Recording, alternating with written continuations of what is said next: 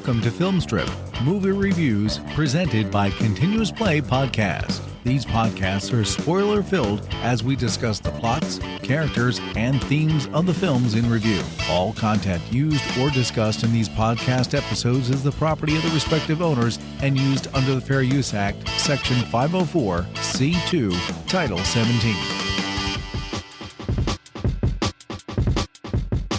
Welcome to Film Strip. I'm Jay. And I'm Nick. And this is our review of Jaws 2, starring Roy Scheider, Murray Hamilton, Joseph Mascalo, and Lorraine Gary. Directed by Jeannot Szwarc. Released in 1978 on a budget of $20 to $30 million, grossed over $208 million in its box office run. So, much like its predecessor, until Star Wars, it held a record as a box office gross. You know, until Star Wars, Jaws was the biggest movie of all time. And then until The Empire Strikes Back a couple years later, Jaws 2 was the biggest sequel of all time. So no doubt Universal saw the value in doing a sequel here. But I've always been fascinated by the backstory of how this came to be, because the initial pitch was, let's do an Indianapolis movie, you know, out for that speech from Quint, and the head of the studio was like, yeah, that's cool. No, we're not doing that. You know, and they're like, no, we're cashing in. So that got settled, and then they hired like this dramatic director to do this dark, like Amity's rundown, and the mob's, you know, pissed because they can't make any money, and you know, all of this, and the developer's going to build a hotel, and they're all like worried, and then the shark comes back, and some of that got to hang around, but like the dark tone of the film and all that stuff, like they shot a little bit of it. Everybody was like, no. And then they moved production out of Martha's Vineyard and went to friggin' Florida and basically made a Friday the 13th movie before those were like in existence. Like, to me, I've always felt like Jaws 2 is a slasher movie, but I've never put the timeline together right. It actually came out before all of that craze hit in the late 70s and early 80s. So it's the proto-slasher movie, just with a shark. I guess that's one way you can put it. Yeah, as far as Jaws 2 goes, my background on this movie, this is actually the first Jaws movie that I saw. I never saw any of the Jaws movies in theaters. I wasn't even born yet. My parents weren't even married yet when these were all out. So, yeah, when these mostly were kind of, you know, like those Saturday afternoon movies that you'd see on like TBS or USA. And I remember watching a lot of these, especially with my cousins and everything when we were little, you know, Saturday afternoons at the grandparents' house or whatever. And this one was always kind of what when you always talked about Jaws, this one was always the one that kind of came up to mind as far as like the tropes within this movie and everything. And yeah, it's just interesting you saying that this was like one of the biggest movies, you know, as far as sequels go, you know, especially when it came out, and that the director is a dramatic director. I guess my question is, Spielberg, was he even asked to come back for this movie, or did he just kind of like say, no, I'm not going to do sequels until Indiana Jones? Well, he initially said no, and so they moved on, and he protested, but they said, you know, we're doing this anyway. And then that dramatic director, John D. Hancock, was actually off the project, and then they brought in Szwarc to finish this, essentially, and really just to do it, because very little of it, what Hancock had put together, even got used.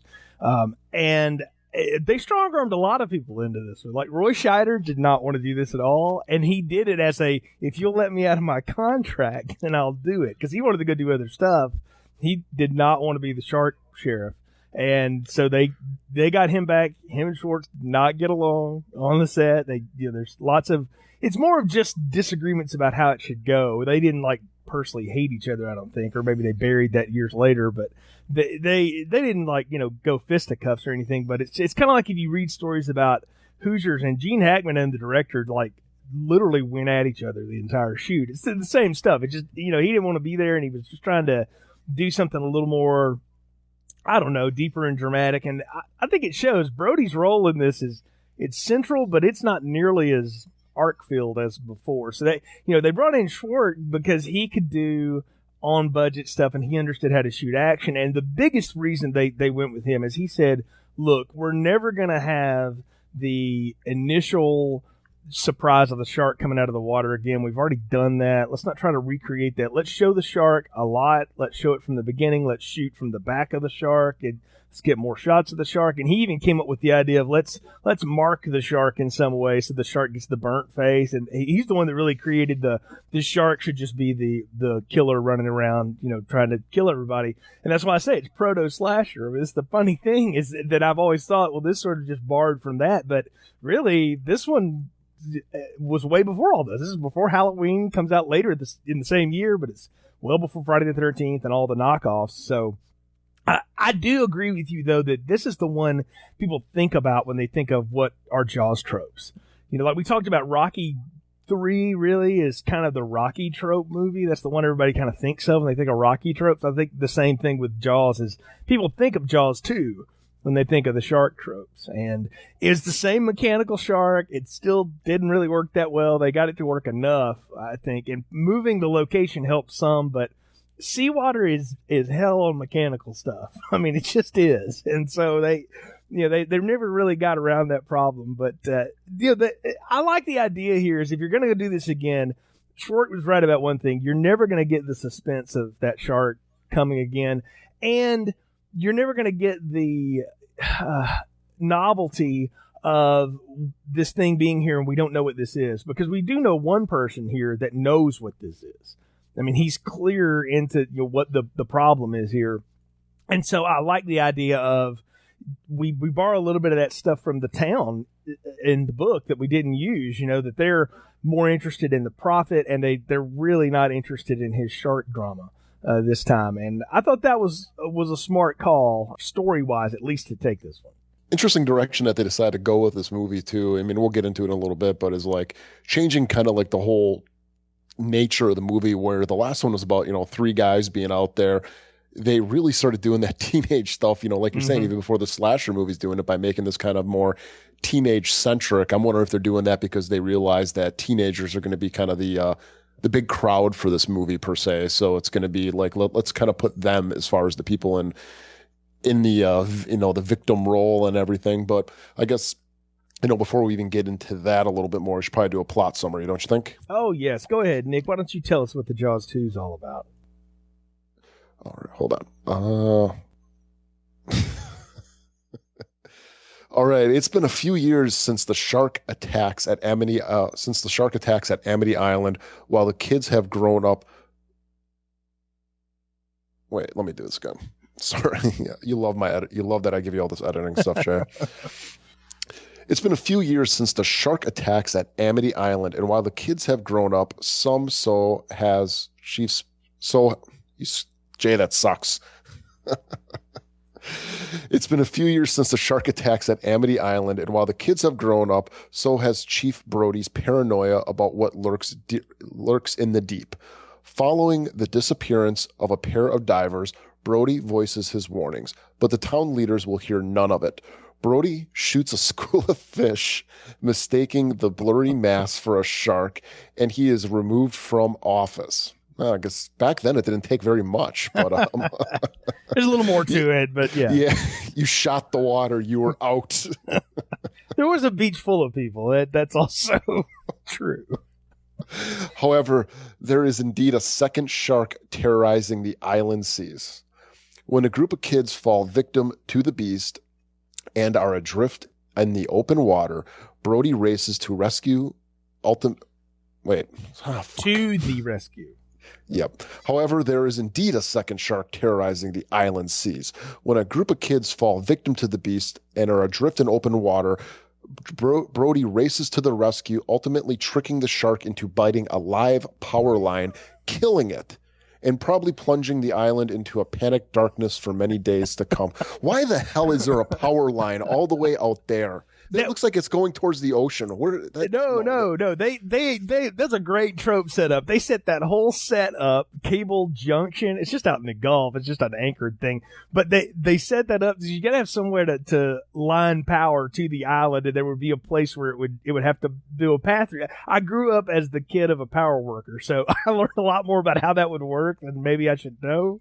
But that makes total sense to me. But the part of it, and again, those last words are echoing my father's thoughts in my head there of, well, the shark's dead, but nobody's got lights for weeks now because that main, to do that kind of damage, that's the main line, son. That pretty well put them in darkness. So, Brody once again has murdered the economy of Amity in July. But that power line is just like, it's so easily to grab that thing and pull it up. They set it up. I mean, they set it up early on. That is not, I don't think OSHA was around back then. I don't think that's probably the smartest thing in the world, because you could have a boat drive right by there and just chop its freaking propeller into there. You would think. I mean, it's a bad design. It's a bad design. Yeah, I mean, you work in manufacturing and construction and things. That's the kind of thing that, like, we need to rethink that whole possibility. And maybe we should rethink the idea of dredging the bottom with hooks when we know there are a lot of power lines around. But we'll get to that. Yeah, and people are complaining about the oil pipeline. Look at the Amityville electrical pipeline out there. This was 1978. Nobody cared about anything, okay? So, I mean,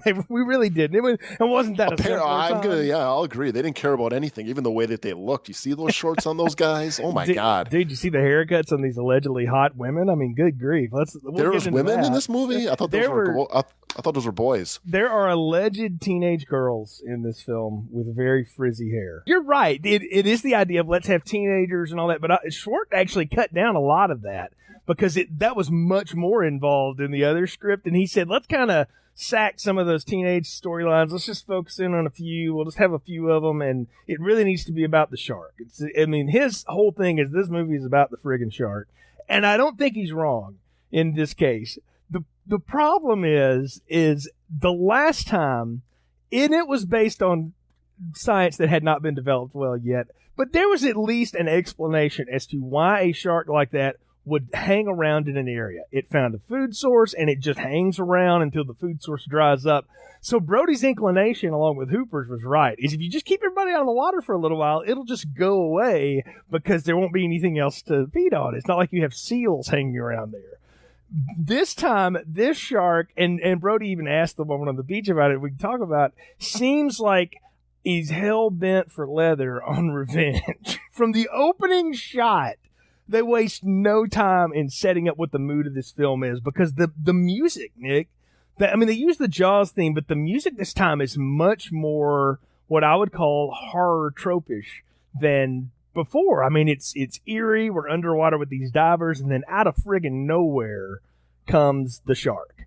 And I was reading on the internet that apparently, like, the novelization for this hinted that this was the mate of the other shark. I have never read that, and that would be amazing. Yes, and apparently enough that the shark from part 4 is the offspring of both of these sharks.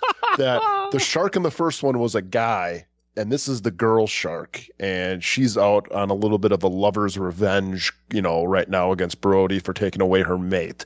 So I don't know. As the scientist on the beach so expertly says, sharks don't think things personally, Mr. Brody, and she's not wrong. They don't. Well, I'm glad they didn't go with that, because that would have made this even dumber. Like, I compared before. I said this is kind of like the way I feel about Halloween 2 compared to Halloween, is I feel a little Jaws 2 to Jaws.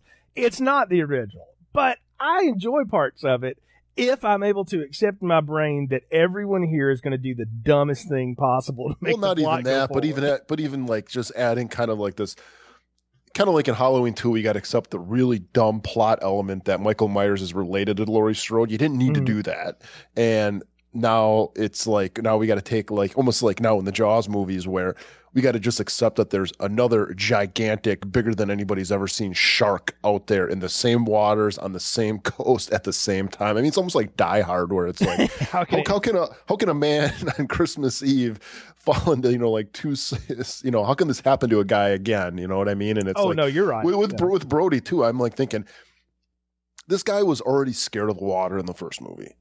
And all that shit happens last movie. Are we supposed to take that maybe he like conquered his fear of the water, like kind of like Ellen Ripley like was going out in Aliens to conquer her like PTSD by taking the thing head on? Was that kind of like his thing, and like maybe he's better now? I don't think so. He seems to be more scared of it, Yeah, so get the hell off the island, you know what I mean? It's like, boy, you'd have a badass resume, like, I was chief of police and I killed single-handedly a 25-foot shark. I mean, Christ, I mean, Chicago would be like, yeah, you want to come here and clean up our streets, you know? I think the thing he'd be the Giuliani of New York in the 70s if he would have went there. Let's think about where the Brodies are here, because you're right. The kids are grown up. I mean, like massive growth spurt in 3 years. Mike is now this 17-year-old angsty teenager who looks like he could be an extra on the Brady Bunch. And then he's got his younger brother, who for years I was convinced was Joey Lawrence, and he's not. He just looks like him.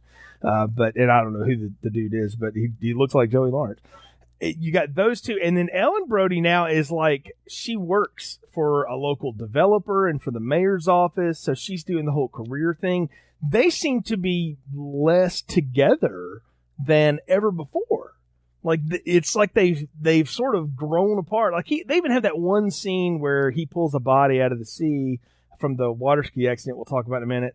And she's in there, going, hey, you want to talk about it? And he's like, nah, it's just routine. And, like, you can tell there's a distance between them, that just sort of happens over time. I don't think he's over it at all, Nick. I think this dude is twisted, and I think I get the sense, and they don't play it up in the script because this is a pretty lean film to be almost 2 hours long. I mean, it doesn't waste time to move here. They play it up as if every time something bad happens, he yells shark, and they're just, the mayor and everybody's just kind of like, we're kind of over the shark thing that happened a few years ago. You need to let it go. And like he's I think that's true to life, man. That's true to life because anytime anything bad happens, like big disasters, it's like people end up, kind of forgetting about it after 2 years and kind of going back to the status quo. I mean, right. Even look at something like 9/11, everybody's all together for like 6 months and then we're all back to hating each other 7 months later. I mean, it's kind of the thing. Better example in 9/11, nobody wanted to fly on a plane. Now people do, and they just put it with the hassle of it, and it becomes like a routine for 5 million comedians. I mean, that's what happens. And I think that's what's happened here is everybody's kind of moved on. The other thing is, too, and they cannot hide it, it's so obvious they are not shooting anywhere near the same kind of place. If you've been to the beaches around the world, the beaches on the Atlantic coast have a different kind of sand to them, and they look different, and the water looks different. It's supposed to. That's part of the thing. If you're in the beaches around the Gulf, and this is my part of the world here, the beaches are sugary, sandy, the water's pretty, you can see for miles, it's always hot as hell, and it's it's a much nicer place to be, and the people there probably like them being there more than the people in Martha's Vineyard, but it doesn't look anything the same. It's like the whole town got a facelift in 3 years. They opened up a Holiday Inn, and everybody acts like it's the greatest thing ever. I'm like, I would think people that lived off the bed and breakfast crowd would friggin' hate a Holiday Inn opening up in their town. But the whole world's definitely there. think it would. Plus, Holiday Inns suck. You ever stayed at a Holiday Inn? Hey, in the 70s and 80s, those were the thing. I don't care. I'm taking my 2016 perspective at this. I travel a lot for business. I spend a lot of time in hotels. I hate Holiday Inn. They suck. They will not be sponsoring this podcast anytime soon. Oh, I don't care. Maybe we'll get Hampton in. So let's talk about something else here that's happening, because we talked a little bit about Brody and Mrs. Brody there and the kids. We'll get to the teenagers in a minute. But the mayor, first, how did he get reelected? Because you had to figure 3 years is enough for an election cycle to happen. How did he get reelected? He's the mayor of friggin' Shark City. And everybody knows Are you talking about like a real kind of evilish guy with a bad haircut getting elected? Come on, Jay. Well, he does. I got to say, Murray Hamilton, good character actor. He looks like they woke him up on a couch somewhere and rolled him in the clothes he passed out in to do his scenes. Does he not? He looks terrible in this movie.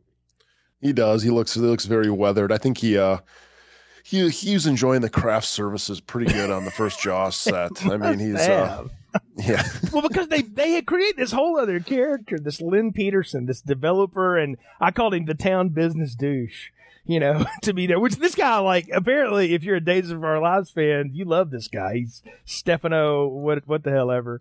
He was your big evil guy, and I've seen him in other stuff like that too. So I knew I'd seen him work for years, but I'm watching him on the movie here, and I'm like, it's like they put all of the mayor's crap on him because, for whatever reason, Murray just wasn't getting it done anymore, or they were bored with him. I don't know which one it was, It was a very strange maybe set. or trying to add some new villainy into the thing. I mean, if they had the mayor being the voice of non-reason, I mean, I guess to do that again would be a little bit too much. But then again, they've done everything else the same in this movie anyway, so what would be the, why change that? That's the thing. You're right. It's so much of it is the same, except that they set up the beats different. And we should get into the plot, proper here. The opening diver said, I do like this. These guys are taking pictures of the downed orca.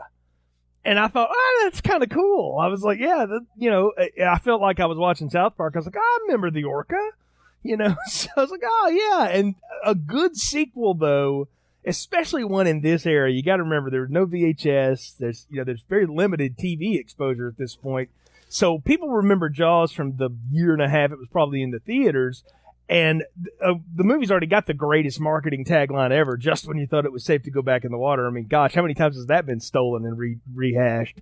So they've got that, and then they're like, right out of the gate, hey, remember how that first movie ended? The boat's down. And so here it is. The problem is, and there's a little continuity thing, and it's always made me laugh, is the shark in the first one destroyed the back end of that boat. Like, there was no back end of the boat left by the time he got done chomping through Quint. And there's a clear shot of the stern there. I'm like, well, I guess nobody cared, but it's one of those, we're going to remind the audience of where we've been and then throw them right back into the same situation, because they might as well just have like a dead shark carcass on the sort of just hanging off over there on the side, the headless shark. I was like, where's the shark cage? And I guess 3 years the current's taking everything around, but there's half a Quint's body still floating down there. They could have done that. I'm pretty sure that shark went ahead and swallowed him up before he got blown up by the compressed air. But, but as you said, though, continuity's out the window at this point, so who cares? Show Quint's half body down there. Well, and maybe if it were made in a different time, they would have gone that way. Actually, made in a different time, they would have done what a lot of other films did, is they'd have shown us the end of the last one, and then we'd pick up where we were again. But we hadn't really got into that trope. Well, you know what they could have done? They could have done like flashbacks, but done it with like a character that wasn't there to see it. But maybe they'll do that in another movie. They might remember that idea later on down the line. But no, we get the divers at the orca, and I love how though they set up this camera, because of course it's just automatically taking itself. I'm not a photographer per se, Nick, but I've had a few film cameras in my lifetime, and I've dropped a few of them, and not one time in dropping a camera has it ever decided to take photos for me. It usually stopped taking photos when I dropped it. That was the end of it. So I'm always amazed at the trope of the camera that gets dropped that starts taking pictures of the thing that made it drop. Maybe it's just one of those cameras that maybe he had like an auto setting. I don't know, Jay. I know, man. It is crazy though. They throw us right into this thing. But the other thing, and then the next big scene, I mean, there's crap in the town, and there's a lot of this movie where, like, if you felt like you just could, if you could cut it down, it could be about 45 minutes. It'd be a great, television show. But there's an hour of it that's just screwing around the town with these kids and their drama and all that crap. But what we really care about is the shark doing stuff. And the first good kill we get are the people water skiing in the day. And I do have to say, this is a good mix of footage here. They got the same people, Ron and Valerie Harper, to shoot live shark footage again for them. And the way that that's edited and spliced together with the chasing of the woman on the water ski and the fin and all that, I thought it looked really good. I mean, this is a good, exciting scene when the water skier is getting chased. Yeah, definitely. I think it's just kind of exciting in a way that, we've all been out in the water, screwing around or doing something. And I think that's always something that kind of comes in the back of our mind is, hey, you know what, there's like a shark coming after us or something like that. So I think it kind of hits like on a primal nerve. I don't know how many times, like when I was a little kid, I'd even be swimming in a pool. I'd be like, what if there's a shark underneath me, like looking up like Jaws view coming to get me? Well, I mean, that's exactly what's starting to happen is that those types of tropes start playing out. And that's what this movie played upon is you can't go anywhere near the water and it's coming after you. And I do love how the shark then attacks the boat, and this woman's sense of fight or flight is all screwed up because she pours the gasoline out, fires the flare gun to set it on fire, and then yells. I'm like, maybe we should yell and shoot the flare and then go for the gas Molotov cocktail of the shark. I don't know. She set herself on fire before it explodes is the thing, but it gives us that great scene of the shark backing away slowly because it's on fire, and it's like, dang, that's going to leave a mark, and it swims away, and now the shark is going to have a half a face that's all messed up. Yeah, I guess you got to kind of make the shark look a little bit different in this one. They kind of set it apart. Otherwise, you're really, really copying the other one. I don't mind that it has burn marks, even though I kind of question how a shark's skin can, what it would look like when it gets burned. I don't know. Yeah, me too. I don't know that it would look like that either. Yeah. But I guess, it's pretty cool. I mean, I guess it's a way to kind of separate the villain this time. I mean, I guess it would have been a little bit cooler if they would have gave him like a hockey mask, to cover up that burn. That would have been pretty neat. That was a few years later when they figured out the villain needed the mask. The thing is, though, this was the director's idea. It's like, we got to mark the shark. We got to make it more menacing looking because everybody's seen it now a million times. Why not just they should have just made the shark pink, showed her that it was a girl. Well, they were going to spend money on the shark. They were going to spend enough on it anyway to get it to work. So they is this Bruce again though? Is this the same shark? They had 3 sharks again, and one of them's the same one from last time. So yeah, the one of them's the same. So this one gets used a lot. Actually, I think it winds up getting used in the next one a little bit, and it gets used in Jaws: The Revenge again. So I mean, it's. Yeah, they have like 3. They have a sled shark, and they have the face shark, and then they have the full body pull shark. I think is what they called it. But yeah, I mean, again, they worked and didn't work about as much as the last one. But they didn't do anything they didn't try to do barrels or any of that stuff this time. And I gotta say, that's a smart move. The thing they figured out is how to get the friggin' fin to come up and down and do that. They run that in the water. In this film, I mean, it's every 4 minutes there's a friggin' fin coming up. The Holiday Inn opened, and the fin comes up like, oh, open the Holiday Inn, all right. And that's how the shark starts to work. So, but I do like the shark does not like that Holiday Inn, man. He's a La Quinta guy. He is all about the local business. He is not playing with these chains, but that's what it is.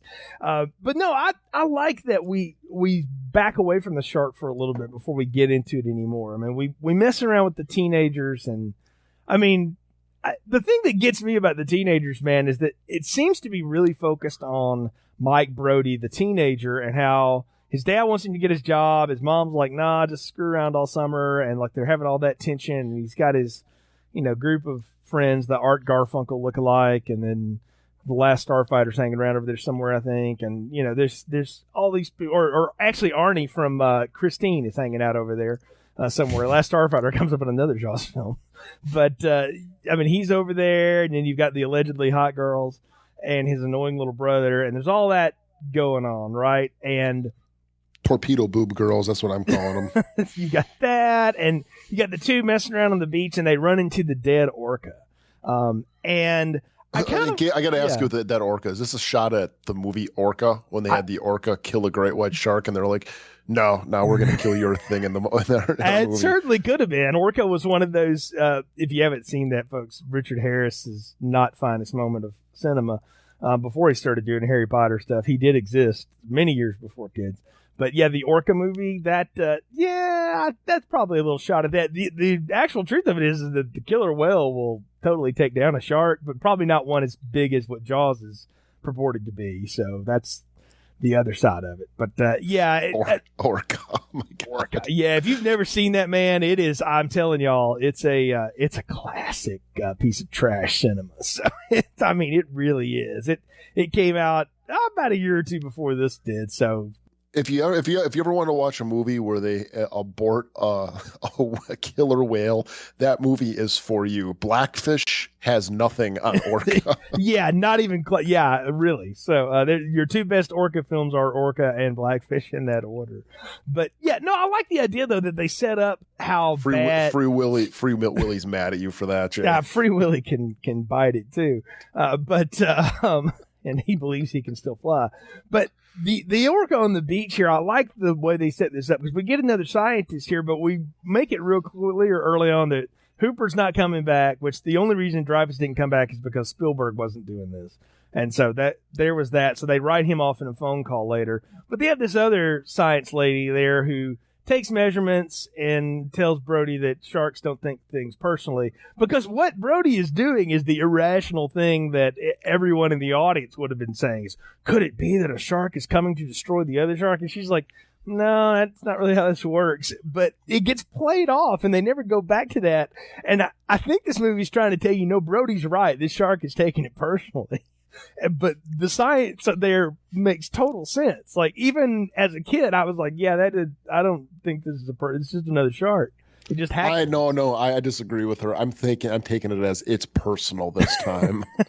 I think that's 2 sequels later. It's the only way that this movie works, is if you got to take it that these aren't sharks. I don't know. I think what they should have done, and this is they should have opened up the movie with like some like marine biologist base or something. And like, if they could have brought back Hooper for like one scene being like, we're doing experiments on the sharks, and they're like, yeah, we experimented on one a while ago and it grew out of control and we, broke out or something. And, show that these are like genetically like engineered sharks or something like that. I think what you want is Deep Blue Sea. That's what you're sounding like. Yeah. I mean, just like that, but it's just like, I get it's going to like totally like spit on the first Jaws, but you know what though? At least it might make this one a little bit more fun and going like, yeah, these are like crazy, like man-made sharks. And yeah, it's, it's got a personal vendetta against Brody or something. I think they will go with that later. I actually like the fact that it is the Die Hard 2 idea here of the same crap happens to the same dude again at happenstance. I think that actually adds a level of horror to it. No, it doesn't make any sense. But does that work though, when a movie like knows that the entire plot is ludicrous and they kind of like call it out in a meta way just to kind of like say like, yeah, we get what you're thinking. Well, no, I think that's exactly what they're doing. Is like everyone now. Yeah. But I'm saying, does that work though? Does that work when they I think it totally works, because again, the focus is you want to see this torn up face shark go after these really annoying teenagers. Or if you were a teenager, which would have been the target audience at the time, you would say, oh, these are like, it's chasing me and my friends. I can get a thrill out of that idea. Like, I think that's exactly what they're setting up here, is what becomes standard slasher movie trope. Like, if you go out drinking and sexing with your friends, bad things are going to happen. We know that because we grew up watching horror movies, but kids of the day hadn't had that experience yet. These kids aren't sexing though. You know what I mean? It's like, whatever. Tina and Eddie are getting it all. You know that. In a total PG way. That's my thing. Is like, why not make this movie R? I get, it's, you're already going to get people coming out there. Because money, man. Boobs in. They're trying to make money, but no way. The MPAA would have murdered them for that back then. The American way. You can show a shark eating a person, but you can't show a pair of boobs. That's exactly right. And look, the studio, again, this is Universal. This is a property. Like, they're not hedging any bets of this. And they even talk about it. They're like, look, the budget, like, there never was a budget for Jaws 2. They would have never greenlit us if we told them it was going to cost $30 million to make this.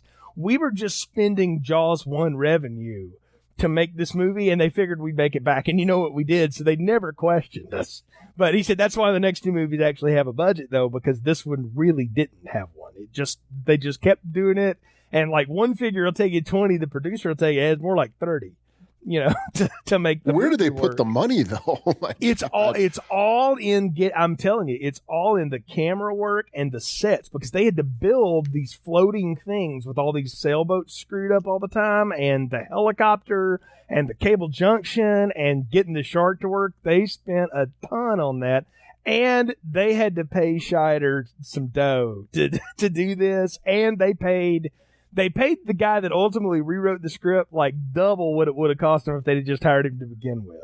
And so, like, they've spent it was kind of like Superman Returns or something. They spent a lot of money before they ever got a foot of footage shot of this thing. So, but I like that they call out the scientific absurdity of all this, and then we're done with that. Like, we're going to get that out of the way in Act 1, and we're done. We're not worry about that, because this is going to be all about this chase that's going to happen. And we see the lobster diver who sees the shark, and he's so panicked by it, Nick, that he bites through his regulator on his breathing material and swims up so fast that he gives himself an embolism. Now, I don't know what the bends are. I've never had them, but I understand they're fatal and if not, incredibly painful. I've never been scuba diving, so I can't say that, but I did know someone who did do that, where they didn't, you got to, like, something with the pressure as it's coming up. You gotta, go up slowly or something like that, or something with your oxygen. I don't know what it is, but I knew someone who they basically punctured a lung by coming up too fast. So Yeah. I do know that it is serious. And another reason I don't fly and I don't go below the water, I am good on dry land. You were built for the earth. That's what you think. So. I am. I love dirt. So Land lover. So, well, speaking of dirt, we do finally get our one romantic scene here with Eddie and Tina, who go out sailing and they're drinking their Coca-Cola because that's a nice little product placement there. And the shark attacks and throws Eddie overboard. It's like the shark sets this up, though. This is what's awesome to me about this, is that this movie goes total slasher right here.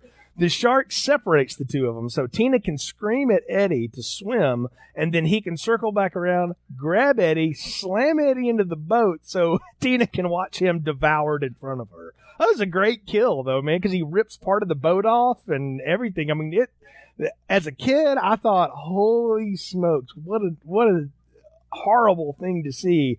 You talked about last time that Jaws was a horror movie in some ways. I think this one is straight up a horror movie. It's trying to be every slasher movie that will become. It's the same movie. It just doesn't have the group of core characters that you care about. There's no central story to go around anymore. There's no man overcoming his fear. There's no three men trying to work together over their differences to accomplish a goal. It's all about the shark. And that's, in my opinion, what makes great horror movies is by adding those elements into it. I'm not a big slasher fan. I don't like slasher. The only slasher movie you can even say that I kind of like is Nightmare on Elm Street 3. And, that movie has plots in there and subplots and character arcs and everything like that. And that's why I like that movie. It's not so much about the Freddy kills, even though those are pretty cool in that movie. It's more about the characters and how I grew to like them. And that's the same thing with the first Jaws is yeah, it's a horror movie, but then it's got characters in there that I like. I like their arcs. I like what they're going through. But you mix in that horror in there, and it's that's what makes a great horror movie, is having all those elements in there. Otherwise, you just have a slasher movie. And that's why I'm going to say, the first Jaws is a horror movie, where this is a subgenre of it, where this is a straight up slasher movie. It is a slasher movie, and it's a big slasher kill here with them. And when they find her, too, she's still traumatized from it. I like the fact that there is actual residual collateral damage done to the people that see these other friends killed in front of them. Well, here's my question, though. It kills... God, he looks like... doesn't he look like the guy from The Simpsons, the Marge's first boyfriend? He kind of does. He kills Artie Zip there. His name's Eddie, so yeah. I'm calling him Artie, but but the shark leaves the girl. Am I right? I mean, the shark doesn't do anything to that girl. And my question is when have we ever seen the shark do that, where it just kind of leaves someone alone? I mean, I guess it did it the Brody's son in the first movie, but I don't know. It just seemed dude, it's open bait right there. Maybe just swim around, have a nap, and there she is. You just go back and eat her later. I think he was, had eaten a lot of orca the day before. It's kind of after Thanksgiving, that next day you're like, I'm hungry, I should eat, but I really don't need to. But I'll go ahead and take a bite of this. And Eddie was so a skinny dude. You're telling me that the shark had a big meal, and that when he ate this guy, this was kind of he ate so much now he hates himself, so he kind of just swam off in shame. I think he went down to the coral to have a self discovery. He was like, I gotta really rethink my priorities. My face is burnt. I mean, look what this is getting me. The shark is having an existential dialogue. He was looking at gym memberships to Gold's Gym. He's like, I gotta change this up. He was going to the other part of the beach where Shaun T was teaching some women aerobicize, going, I think I could get in on some of this movie. See, that would have been awesome though, if they would have a shot of the shark down there, kind of elongated down, kind of doing little jazzercise moves in the water. That would have been great. Well, they could barely get it to move straight. It's a female shark though. It's totally going to be doing into jazzercise and everything like that. Water aerobics. She's not going to be lifting weights. She's going to be doing water aerobics. And what's funny is all these things we're making fun of and talking about. If you've ever seen Shark Tale, that's pretty much what happens. All the sharks do all these things that we thought the Jaws shark was doing when it wasn't on screen. So there is an outlet for that. But this, of course, sends Brody to the rescue. They find this girl, and I love when he finally gets her to talk. She just shark, she loses her mind. And he's like, oh no. And of course, that to me would be like, now you have 4 or 5 other people there, Brody. Later on when he goes to the town council, he should have had everybody there going, no, you remember Tina, the girl that we had cut the ribbon on the Holiday Inn? She said it was a shark too. That might have made his case better. The fact that he goes like a raving crazy man, and the next thing we really see him do is get in the shark observation tower while the people are being led around on a tour of a beachfront development property, and then he sees the school of blowfish and starts dropping 38 rounds into them, you know? Because that's going to do anything, even if it was a shark. Well, But I mean, he does poison them. He gets those hollow points, and he's putting like some kind of poison and wax on them I've for seen years. Mythbusters, man. Those bullets break apart. They shot 50 cal into the water. It didn't do anything. His I was going to say, handgun ain't going to hit anything from 100 yards back into the water. Yeah, that was not going to do any good. Yeah. But anyways, the thing I think they missed the boat on here, pun intended, is they really should have like shown Brody more in the beginning of this movie and him just being obsessed with sharks. You know what I mean? Like, you know, they could show him like, you know, instead of him having like a man cave, you could have like a shark cave or something where, you know, he's reading up on sharks and he's got like all this stuff and he's just become like shark obsessed. So when he starts saying all this stuff, it doesn't matter what everybody else is saying. Or like, you got the town psychotic now. Yeah, he happens to be our chief police. But this is fitting into his psychosis because he's already obsessed with sharks. You know what I mean? It could have been something like that. Or maybe even better yet, maybe he lost his job. You know what I mean? Maybe he was an alcoholic. You know, he became obsessed with sharks, and that's why his wife had to go get a job. And that he's just sitting at home and he lost his mind. And they're just saying it's like, you're either crazy or you're using this to try to get back on the force. And I think instead you're adding an arc to him, though. You know what I mean? You're adding a kind of a redemption arc. The problem is, and I like your idea, I don't think it's bad. The problem is you have to accept at some point that there might not be a shark, but the audience already knows that there is. So then what you do is you totally put the audience on one side of the film.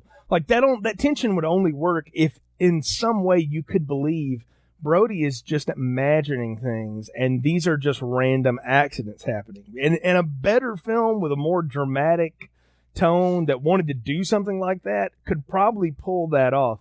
But this is Jaws 2. They've already told you but it's Jaws 2, but Jaws 1 was such a solid movie. It didn't have all that bad stuff in it. No, but I don't see why they couldn't try to make this something more. I mean, even like, you know, go back to my point about him maybe not being the cop. Maybe there is a new sheriff here, and that's like a point of tension for him. You got this other sheriff who's basically saying, no, this isn't a shark. This is a guy trying to, you know, that's lost it, and he's pushing his motives onto us now. And therefore you have like instead of having a real estate developer being, you know, the other villain, you have a cop. You have the new sheriff being the villain in a way. You know what I mean? To me, it's just like that. Something like that works so much better than just going through the motions, which this movie's doing at this point. I get what you're saying, and I don't disagree with the point, but that is not at all what this movie was concocted to be. You have to know when they built this thing, they built it to be, we're going to make a sequel. Sequels are kind of frowned upon, but we think we can hit another home run out of this if we do it right and we give people what they want. Because the thing everybody talks about in retrospect about Jaws all these years later is how, you know, the tension and the drama and the dialogue and the characters and stuff. But in 1976 and 77, when the producers started looking at it, all people talked about was the friggin' shark. And so they were like, we got to give them shark, and it's more shark. They had tried the dramatic thing. They started down that road, and the studio had no faith in it. And I got to tell you, had they released what they were planning to do, it wouldn't have worked. Like what were they planning to do? I don't know the original stories of the Jaws 2 1.0 script. Picking up that idea from the first movie that there would be a mob tie. What they were going to show was that Amity had pretty much become a ghost town. There was going to be everything boarded up. Everything had really gone to hell because of the reputation it had. So these developers had come in with mob funds to build these, you know, resorts and things, and they were trying to revamp the economy. And Brody, of course, is out there being the town crier going, no, you know, there's sharks in these waters. And sure enough, another one shows back up. They were going to go with the whole bit of the town had been destroyed financially by that disaster.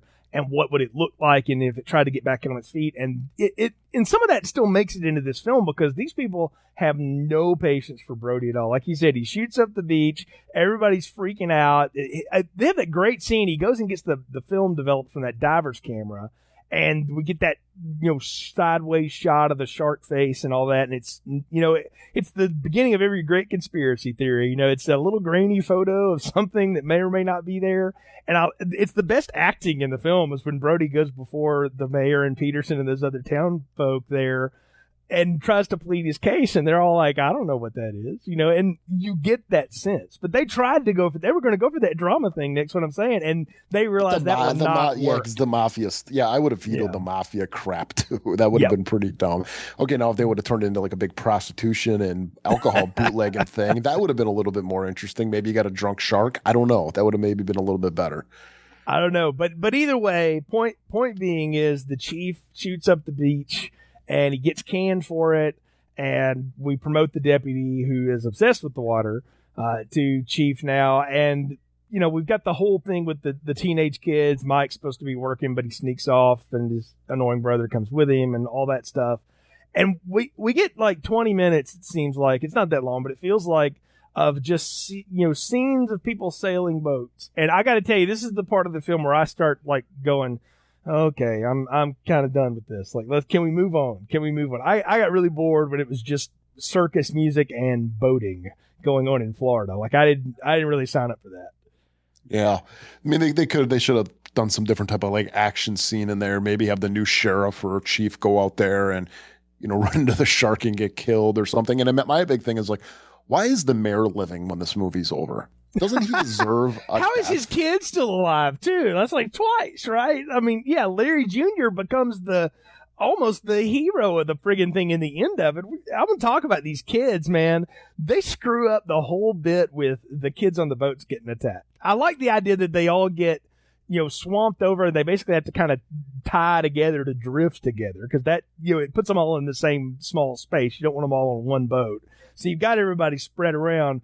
But, like, Mike Brody gets taken out of this so fast. Like, he hits his head, and the two people with an operational boat go, we're going to take him to get some help, and y'all just stay here. And then Larry Jr., the mayor's son, becomes the, like, focal point of all the teenage stuff. And I'm like, well, who the hell is he? I don't care. I'm like, why wasn't that Mike Brody? That was a mistake. I was like, that should have been Mike. But when they take Mike back, why not take baby Brody too? You know what I mean? Exactly. Yeah, you take. Why would you leave the littlest kid out there? I'd be, he doesn't take up much room. You could probably put him in a seat bench or something. Liability too, because he can't really help you. He's not strong enough to do anything. I'm with you. But moreover, that should have been Larry and Sean or somebody going back on the boat with the other guys. Mike Brody should have been left behind. He comes out looking like such a douche wimp in this movie, man. It's terrible. It's a terrible characterization. Yeah, it should have been something where, maybe the mayor's son got knocked out or something and they end up taking him back or something. And then like the mayor like decides like, yeah, we got to go do something. And he goes on the boat and he gets killed. I just want the mayor to get eaten. I mean, come on. And that's the thing too, is like, you look at this movie and look at the death counts. It's not any more than the first movie. No, it's not. You think it's going to be this massive body count. You got to have a bigger death toll. You got to have more bodies dead. They really did. Yeah, I know. I was surprised by that because I had always sort of thought, this. And you got all these kids out there too, mm-hmm. And it's like, how many of them really die? I think it's like what, two of them get killed. Yeah, and it's not like, many of them. So, it's just come the one, on. Really, they're sitting right there, and you know what? Let's change it up at the end. You know what? Maybe we keep on seeing this shark with the burned face, and then maybe guess what? There's another shark. Have it be two sharks. You just hit on my thing that I think is the biggest blown opportunity in this. They should have gone with two sharks. It should have been called Jaws 2. Exactly. Therefore, it could be kind of like a double entendre or whatever, where it's like it's a sequel and yet there's two of them. Exactly. Like Jaws the second movement, whatever you want to call it. Like I could have bought I would have liked that there were two sharks tag teaming these kids. That would have been tension, man. Like, because there's a funny aside is that there's one shot where everybody starts looking terrified in the water, and the producers just thought the kids were really getting it that day. And what come to find out, no, there was a school of hammerhead sharks circling beneath them, and they were all scared out of their damn minds. They had no idea what was going on. They're like, what is it? Because hammerheads are all over the Gulf, and so they're like, whoa, wait a minute. But I thought, that's a great idea. If you had two sharks, think about how cool that would have looked to get an aerial shot and those two sharks just circling the drift. I'm like, man, that'd have been awesome, but they didn't want to go that route. They didn't do that. We do get the best action scene though here in this part. And this is my favorite part of the movie. When the helicopter shows up and the guy with the Hank Williams Jr. beard or the Abraham Lincoln beard throws the rope and he's about to, take off, and Jaws eats the helicopter, and destroys it. I thought that was awesome. It also disables that sailing bunch forever because it throws all the blade into it. And I thought the helicopter thing was fantastic. I guess. I mean, we're kind of reaching for something to compliment it at. I guess it ate a helicopter. Why not? Well, it did that, but the thing it does is it does set up the best kill in all of these sequels. I'm just going to say it right now. When Sean gets in the water and he's trying to get up on the little boat that's getting away, and the girl that had taken him out, Marge is her name, jumps in and pushes him up, and she's trying to climb up, and that shark comes up behind her and obliterates her in front of him, and everybody else screaming. That is a great shot of that head chomping like that, and you got to admit, that was a pretty awesome kill. Yeah, it's fine. It's fine. I still prefer like the one in the first movie with the guy in the boat in the pond when you see the shark, just for a couple seconds, or the kid on the raft. I think those are those are ingrained in my mind a little bit more. But for what this movie has given us, it's definitely the best kill of the movie. I'll give you that. Look, Jaws 2 has nothing on the original Jaws. I'm saying for what this movie is and what it is set up for us, it's what I thought the third act of the movie was going to be, was Jaws obliterating these teenagers one by one. And honestly, it probably should have been. Like, he took down the orca, the shark in the first one. It took down the orca pretty easily, when it wanted to. And these people, they're on, sailboats with mesh bottoms and stuff like that. And I'm like, why would there not be a scene of that shark breaking through one of those? There is. There's the one scene where the shark comes back up through the middle of them and then dives down. The thing is, but to actually go up though and grab someone and pull them down. I mean, the scene writes itself where the guy's holding on to the fabric bottom and trying to hold on, the thing ripping and pulling him through, and then the blood coming up and coming on there. I mean, it's stuff that's so obvious, but I guess I don't know. I don't think it was rating. I don't think it was obvious to them, and I will say this too. I think a lot of that is the fact that there was only so much they could get the mechanical shark to do, and the fact that they got it to do twice as much as it had done before, they felt like was a huge success. When they're pulling Brody up, and that shark comes by, and the mouth roars and chomps down. I mean, of course, that's total bullshit with the shark roaring, but it's an awesome shot. I mean, it's a great shot of those jaws clamping down. It's exactly what the audience wanted, because at the time, that would have felt like it was coming right at you in a theater, man. I was like, this movie's giving you everything you want in the third act. It's just not doing it as if the whole movie had been that. It's probably a better experience. But they got to what they realized was the best part of this was when the shark can disable these kids' boats and get them all together and start attacking them. I just really thought there were going to be more kills too. I mean, there really aren't any more after that girl gets destroyed like that. I mean, that's the last kill. The rest of them, it swims by and scratches some chick. And then and then it gets electrocuted. Oh. So. It's got scratched. Hey, that will work though, man. We're going to ump the like tension. We're going to scratch a girl. Hey, man, the shark skin will do that to you. Everybody knows that. So, but no, I do think that was a great kill. I'm calling that. But even let's say it took out the boats and it kind of goes back to Quint's story where they're all in the water and stuff like that, and they're all floating around in the water, and the shark's coming up and grabbing them individually or something. Now, again, if they had two sharks, that would work great. Yes. Yeah, I don't know, but you might as well get to the climax when Chief Brody shows up. In a boat that he has no idea how to operate, by the way. He's even said, I don't even know how to run this thing. He gets in a boat, and this is going to be a theme with the Brodies, getting in boats they don't know how to operate, by the way. Just hold on to that. he gets in the boat. He goes out there. He bumps into Mike and the two dudes sailing away, who Mike now it seems completely fine. Like he had a concussion 10 minutes ago, but no, he's fine. He's ready to go.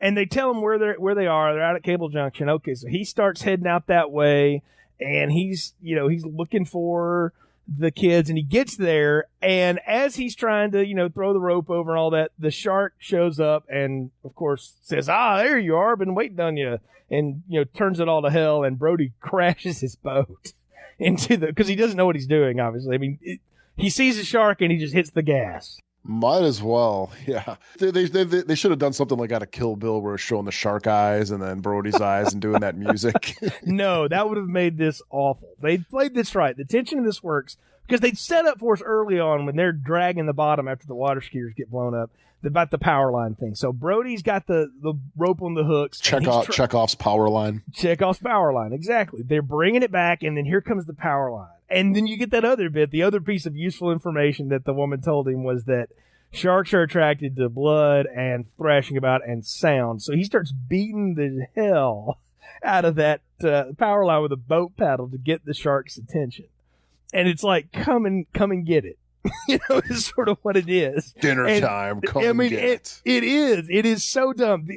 And I love the way this looks though, because the shark coming through, the way it's getting pulled in the water, all the drama, the music, everything is working right there. The thing is Open Up and Say Ah has nothing on Smile, You Son of a Bitch as a killer line before the shark grabs the line. And I'm like, they couldn't come up with anything better than that. It seems so weak. I don't know. It's dinner time. I don't want him to go full Hulk Hogan here. I just need something better than Open Up and Say Ah. Eat this. I don't know. I don't think Chief Brody needs a little Arnold Schwarzenegger line with every shark kill, but I don't know. I'm always thinking like during this, like the shark's like coming at him. He's got the wire like at the perfect mouth level. I think I'm like, it would have been so much cooler if like the shark would have like also just like went underneath the water. It kind of like in Predator where like Arnold's calling the Predator to come towards him and goes, nope, I'm going to go around the other way. It's like, what if the shark would have done that? Yeah, well, if a shark would have done what it normally does, which is go down and hit you from below, because that's how sharks attack. They don't go straight at you. They do like the upside down bomber move where they go down and like shoot up. How much that would have been really cool to see like Brody just get like totally chopped away. Well, if he had chomped Brody and the power line at the same time, I would have bought that. He goes down like Quint. How does Brody even live doing this? You know what I mean? Again, I don't know much about electricity and water power lines and shark bite force or something, but him being that close to that much electricity, I gotta imagine that he's fried somehow by doing that. He doesn't even have a hair sticking up out of place. That's the amazing part. Like, really, I'd see the kids running out of the water. They're like, oh shit, I might want to get out of the water. See, that would have been so much better though. Like if Brody would have like shot back in the water and they all thought he died or something. Then he climbs out of the water and they're like, "Are you okay?" And he goes, "That was shocking." What did you be, Sean Connery in a James Bond movie now? Hell yeah. He might as well have been, right? I mean, really, I've always thought the end of this is amazing, as implausible as it is, because it wouldn't set the shark on fire or anything like that. It probably would just jolt, shock it, and then it would, lay over and die. Hit the power line, got shocked, and then shot back and ended up flying to the kid's wraps or something, right? But you've got that going on, and here's the thing. The boat is disabled. The radio is disabled. They're out in the middle of, the Cable Junction before the Atlantic. Nobody knows they're out there because the one guy who did was the helicopter guy. I guess his son and the other two kids know. Yeah, I was going to say the other kids know. So they got to go tell everybody. So they'll eventually get back. They're fine. But yeah, I mean, how do you explain when you get back to the darkened town? Well, I killed this shark, y'all, and the only way I could kill it was to have it eat the town's power line. I'm sure that's not going to win you your job back, Brody. But apparently it does, because as we'll see in later continuity. But yeah, very, very, if you apply any logic to it and you slow it down for 5 seconds, you're like, well, this is the dumbest thing ever. But if you just sort of go with it, it's a satisfying end for what this movie's been. However, when we're sitting here looking at it with a critical eye, it is pretty absurd. Yes, it is pretty absurd. It is.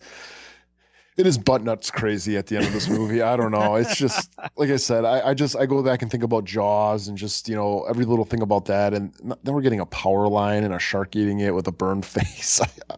Okay. I guess I get the sad part though, is I know where this series goes. And this is like the high point of the series as far as the sequels go. So yeah. So, well, I do think it's time for final thoughts, recommendations, and popcorn ratings. So you'd started yours. Go ahead and finish them up for Jaws 2. Well, I'm going to be a little bit of a spoiler whore right now and say I've seen 3 and 4. And if I give this one a small popcorn, it's just going to put it on the same level as the movies that are coming out. So by that, I can't. So just knowing what's coming later, it's a medium popcorn, and it's just because I know what's coming later. If this would have been the only sequel, Jaws, you got an extra large popcorn, and then you got this is a very small, but just within where it sits in the series, it's a medium popcorn. You're not wrong in saying that this is a sharp drop from where it's been and a decent plateau from where maybe it's going. We'll get to those in another day, but just on its own for what it is. I said before, there's a lot of this movie that just feels superfluous. I feel like if you could cut out a lot of just the scenery and all that stuff, maybe you miss some of the good-looking shots of people walking in 70s style swimwear on a beach with John Williams circus music. But I didn't really need any of that to make this work. I was here for what they wanted me to be here for the shark to do something. And yes, it's absurd and it's dumb and it's all sequel tropes out the wazoo. But I can't lie and say I don't have fun watching it. And especially for the last act, when everything goes to hell and the shark is terrorizing the people on the boats and the helicopter and all of that, and even the ridiculous electrifying ending, I still have a ton of fun watching this. And I always will. I think I just hold a soft spot for this one. So it's not anywhere close to the first one. But it's not anywhere close to the worst sequel I've ever seen in any series. And so I'm going to give it, because that third act is so satisfying for me, I'm going to give it just the slightest bit of large popcorn. It's like that matinee you go to, but you go ahead and say, yeah, I'll have the large today. It's just enough to get you over. But it's by no means what the first one was and shouldn't be considered as such. But again, if you can go in knowing what it is, I think you can have a good time with it. Large popcorn, Jay. Wow, my mouth is open right now. I am shocked. Right, dude, this is like the Anaconda of shark movies. And you gave that a large popcorn, so I don't want to hear it. So. Yeah, but John Voight winking is so much better than short shorts and a guy that looks like Art. Looks like Garfunkel there. Okay, it's so. Whatever, man. Hey, look, I came into this telling you I was a fan of these movies. So I hold this one up again. This one and Halloween 2 kind of fall in the same realm. I actually tell you, I think Halloween 2 is a better sequel. Oh my God, Halloween 2 sucks, dude. And I know you hate Halloween 2, but I hold them in the same, they're kind of in the same level for me, the way that they work in terms of compared to the original. I had fun with this. I also know very well where we are going. And I can't wait to talk about Jaws 3 and Jaws the Revenge here. You mean Jaws 3D? Yeah, there's that too. So we'll talk about all of that because I actually saw this in a theater in 3D. But we'll get there next time. Folks, thanks for joining us on this latest edition of Film Strip. You can find all of our episodes on our iTunes feed. Also, go to our website, continuousplaypodcast.com/movies. You can hook up with us there on social media. If you like the show, give us a review, subscribe on iTunes. We appreciate the support. Until next time we go swimming in the water, for Nick, I'm Jay. Thanks for listening to Film Strip. Thank you for listening to Film Strip. You can find more episodes on our website, continuousplaypodcast.com/movies. Please leave us a positive review on iTunes and link up with us on Facebook. The Film Strip theme music is produced and performed by Frozen Lake 121.